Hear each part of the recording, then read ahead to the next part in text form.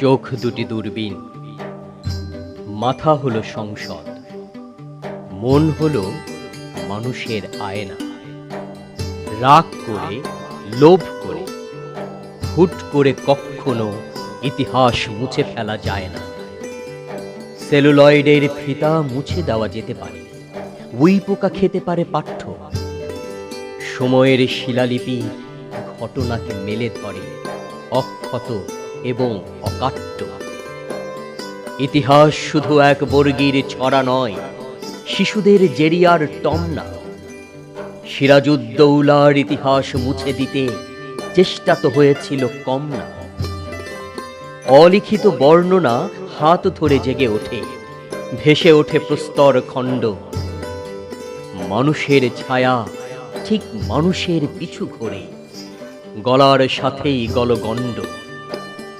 রীতিমতো 52 স্বাধীনতা বেঁচে ওঠে, নয় ওটা চর্ব চস্য। থামা চাপা দিয়ে রেখে রোদ ঢাকা যাবে নাকি? ইতিহাস কার থাকে পোষ্য?